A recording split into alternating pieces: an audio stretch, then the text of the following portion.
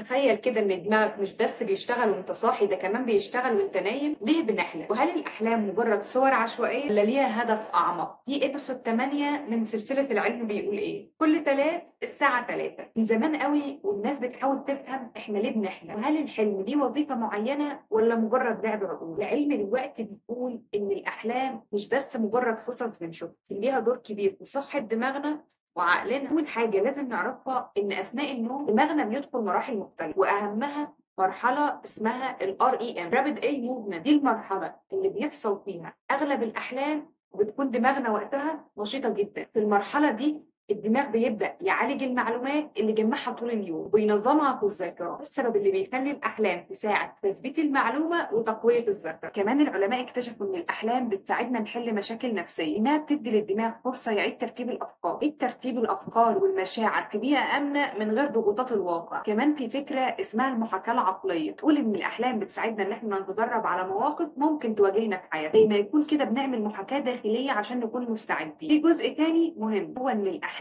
بتساعد في توازن العواطف، خصوصا لما بنواجه توترات وضغوطات في حياتنا اليومية، وده بيقلل القلق والتوتر لما بنصحى. من الناحية العلمية لقينا إن بيشارك في تنظيم الحلم مناطق مختلفة من القشرة الدماغية الكورتكس اللي بتتحكم في المشاعر، والحسين واللوزة الدماغية اللي مسؤولين عن الذاكرة. المهم لما تحلم دماغك مش بس بيخلق صور وقصص، ده بيشتغل على تقوية مهاراتك العقلية، تنظيم مشاعرك، كمان بيحافظ على صحتك النفسية. في النهاية الأحلام مش مجرد قصص عشوائية، طريقة دماغك في ترتيب حياتك النفسية والذاكرة. خليك دايما مستعد إنك تسمع العالم الداخلي بتاعك لما تحلم، إن دايما في رسالة مخفية وجديدة، درس جديد، واحنا دايما مع بعض في رحلة المعرفة.